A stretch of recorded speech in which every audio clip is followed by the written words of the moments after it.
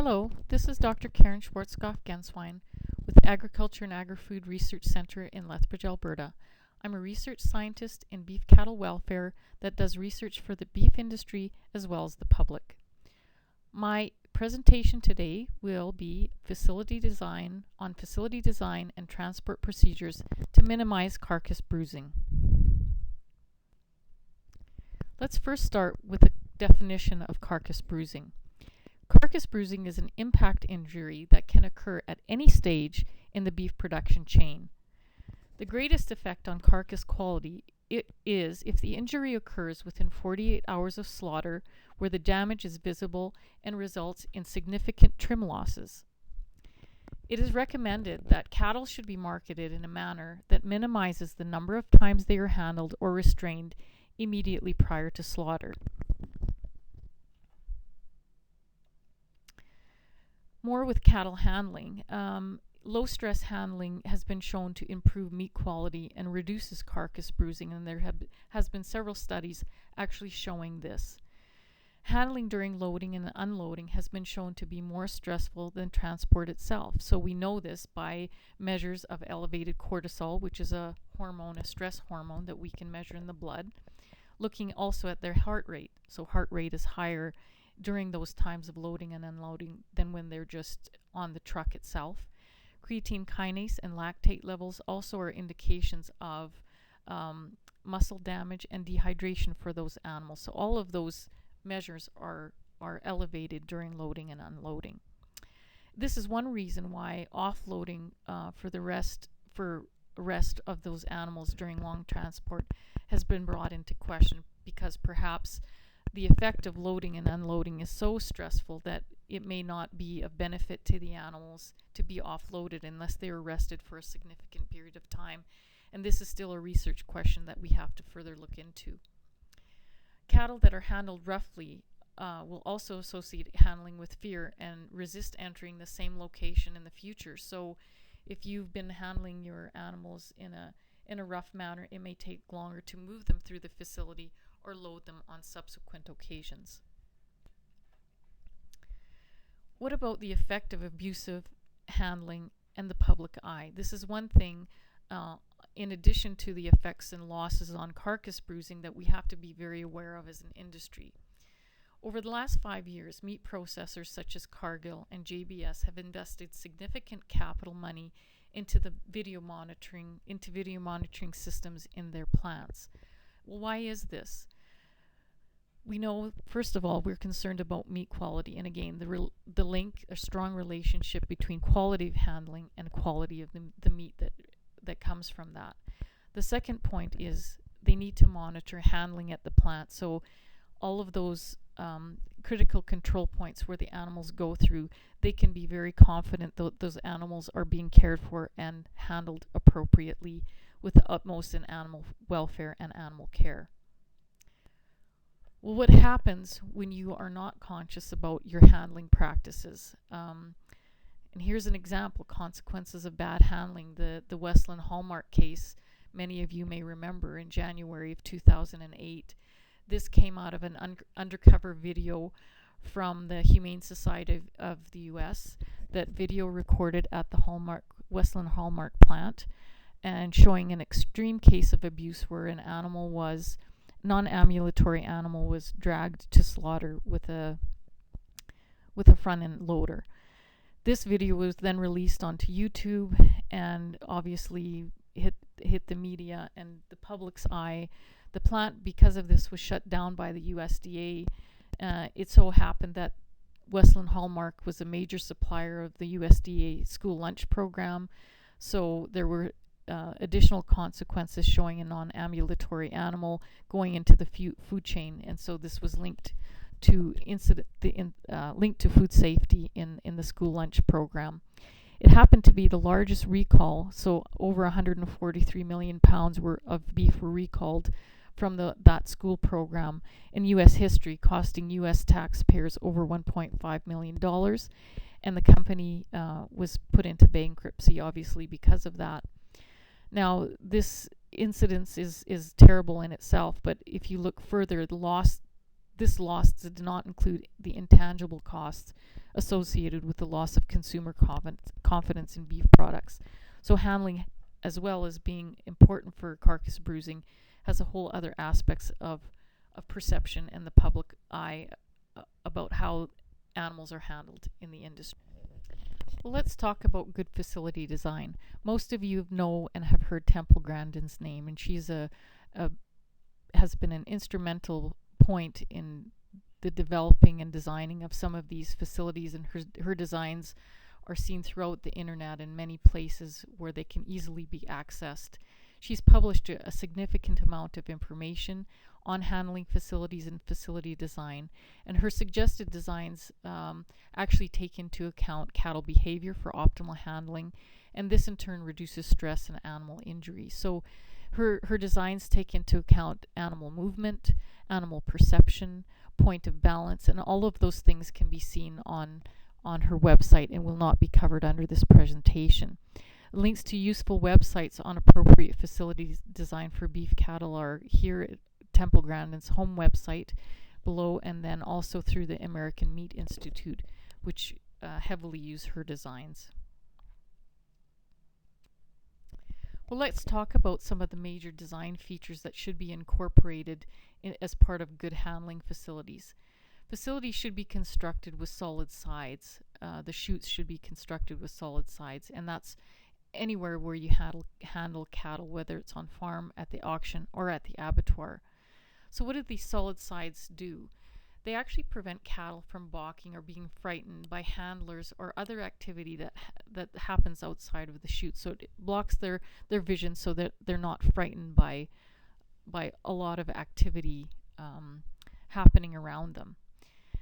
These solid sides facilitate movement by helping cattle also to focus on one way out. So there's only one direction they can go, and they can't see any other exit, and they continue on through that solid-sided chute.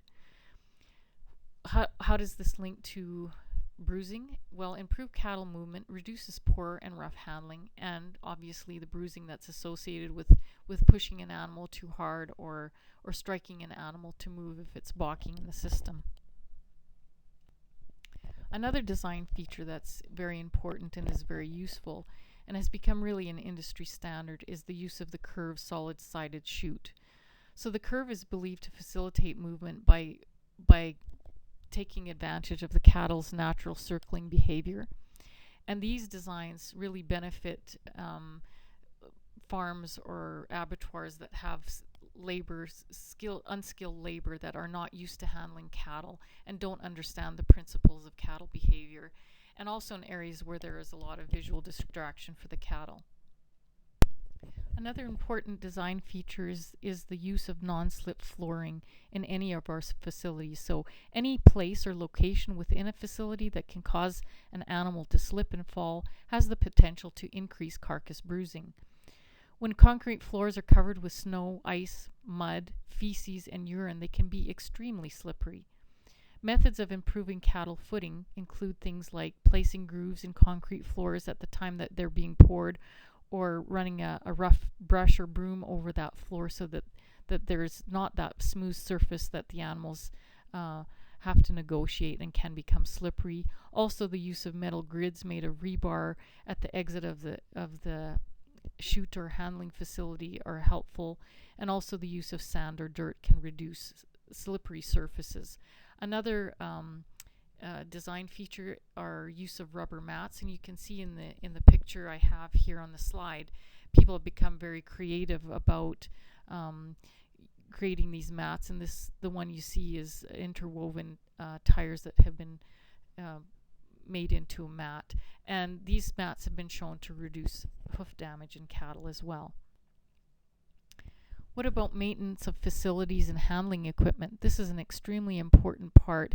If you have the best facility but it's not maintained, it's also going to increase carcass bruising. So it's recommended that all cattle handling facilities be inspected on a regular basis to update and maintain them as needed. Producers should inspect for things like broken and protruding fence boards, panels, nails, bolts, and angle iron, anything that can be that can cause an injury if it's sticking out into a handling chute or a handling alley that the animals must move through. And bruises are most likely to occur, or have been shown to occur, in the loin of finished cattle and the round for market cows and bulls, and mostly because of poor handling facility maintenance. What about the use of lighting? This is also an important design feature that a lot of people may not think of. All handling areas should be well lit by artificial or natural light, as dark conditions discourage cattle from moving towards them. The light should be indirect and not impede cattle movement by shining directly in their eyes. So you don't want the light, you want it to be diffuse and not pointed directly at them in the direction that they have to come into the facility. So let's talk about low stress handling and what that means. Low stress handling is moving cattle calmly and in an unhurried manner to reduce balking and scaring the cattle. It also means the infrequent use of electric prods, and if possible, not at all. Other features of low stress handling include reducing noise levels within the facility and reducing shouting when moving cattle. There are many excellent descriptions of good handling techniques available on the web, and these include people like Dylan Biggs, Bud Williams, Dr. Joseph Stuckey, and Dr. Tom Knopfsinger. All have been very instrumental in getting some of these good handling or low stress handling techniques available for producers to view on their own. So I encourage you to look at some of the websites I've included below. Other features of low stress handling include things like the use of touch and calm voice instead of whips and prods, and these can be equally as effective in moving cattle as opposed to rough handling. Also encouraged is the use of paddle rattles and other light tools that are not intended for hitting or striking the animals. Untrained dogs or other animals should never be used to move cattle, as these can increase stress and cause injury as the animals jump over each other in the chute or hit the chute or sides of the chute at great force. Handling cattle in small groups is more efficient and less stressful to the cattle and the handler, as cattle are a herd species and they will become very agitated if they are separated from their herd mates. Well, what about the relationship between cattle transport and bruising? The transport of cattle cannot occur without handling, so all of the same issues that exist for cattle handling on the farm also apply to handling as part of the transport process, including loading and unloading. Elevated stress hormone levels could make an individual cattle more susceptible to bruising, and research has actually shown this. Well, this is one reason why transporter training programs have been developed. This is because reduced meat quality, animal injury, mortality, and morbidity within the industry as a result of transporting has prompted trucking companies to require driver certification. So examples of some of these certification programs include the Canadian Livestock Transporter Program. This is an excellent program, as well as the Master Cattle Transporter Program out of the US. Both of these programs include training on animal behavior, particular to animal handling, proper handling techniques as discussed earlier, such as low stress handling, the important aspect of loading density requirements and how many cattle should go on a trailer based on their weight and within each compartment, and that has to be taken into consideration along with axle weight restrictions. Driver training, so driving appropriately when hauling live cattle, for example, type of braking, cornering, and driving practices. Erratic driving practices can really affect what happens on the trailer in terms of those animals keeping their footing, and if animals fall down and slip, they're much more likely to get bruised and stepped on by other animals. And finally, emergency preparedness training. So let's talk about loading docks, ramps, and doors as critical control points for reducing bruising. There should be no gaps between the loading ramp, dock, and the cattle liner, because if there is, animals can step into that gap and obviously go down, slip and fall down, or fall down into the gap, resulting in severe bruising of those animals and animals that come after them. The ramp going within the trailer and also up to the trailer should be made of non-slip material and have cleats approximately 20 centimeters apart to ensure good footing on entry and exit to the trailer. The ramp should be no more than 20 or 25 degrees angle and constructed at that angle. Fewer bruises have been found in cattle loaded onto trailers that have had back doors that can open to the full width of the trailer, so such as in fat wagons, and so research does actually show a reduction in bruising due to this design feature in the trailers. Well, what about the effect of stocking density and carcass bruising? Research out of South America shows that high stocking density was associated with a twofold increase in carcass bruising in both long and short haul transports. Unfortunately, this similar work has not been done under Canadian conditions, and this is something that should actually be looked at and assessed under our current system.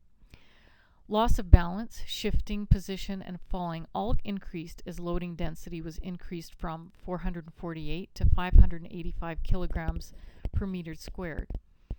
Cattle are less able to assume preferred standing orientations within the trailer to maintain balance at these high loading densities. Cattle typically like to stand perpendicular to the direction of travel, and if they cannot do so, it's been shown that they fall down or lose their footing more frequently. The effective transport distance, also very important in carcass bruising. Compared to short hauls, so short haul being between 3 to 6 hours, longer haul journeys, so those starting at 12 and greater than 30 hours, have been associated with increased bruising, downer, and lame cattle, as well as shrinking dark cutting carcasses. So that link between distance and carcass bruising is there. Animals were also found to be more fatigued and fall down more frequently after 12 hours of transport in a South American study.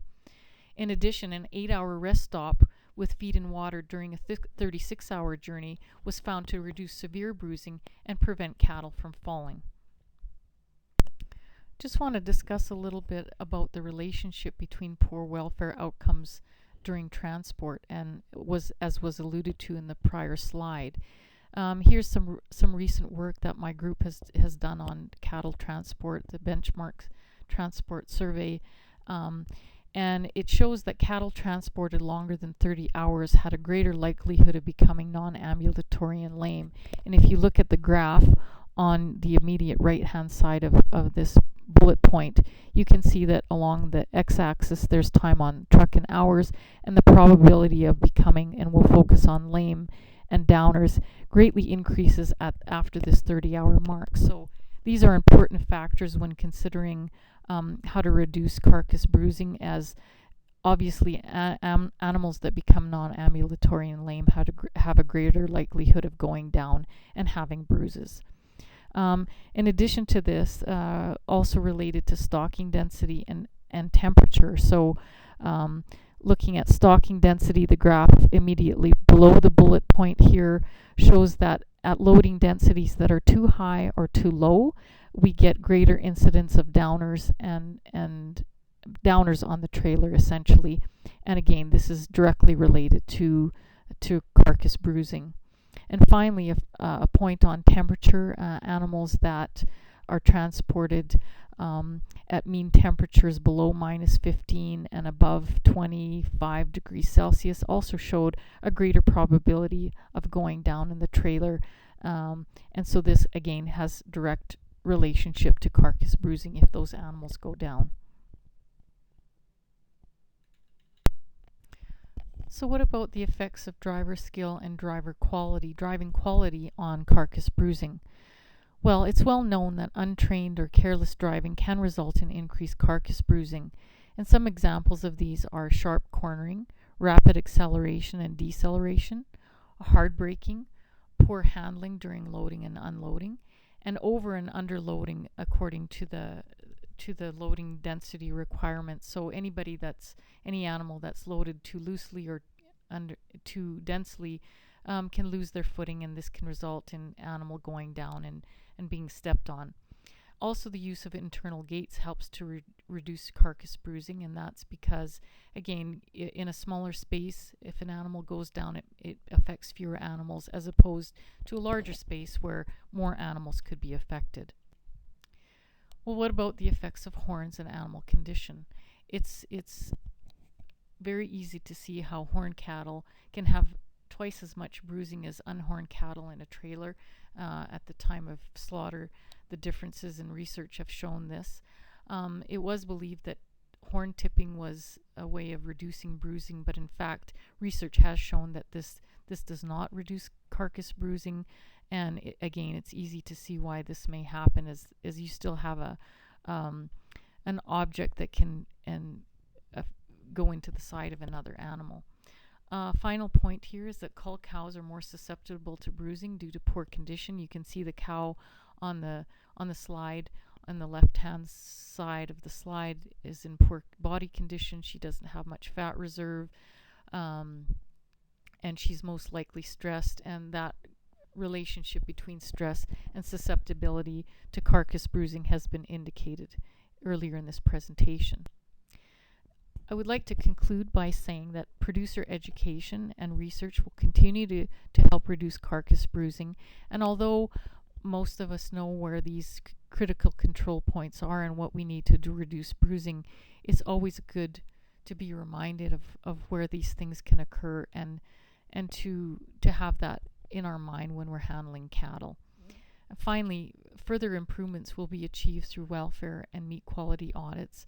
This will give us a sense of where we've come from and where we're going to, where the gaps are, where we can improve our practices, and where we're doing very well. So I thank you for your attention.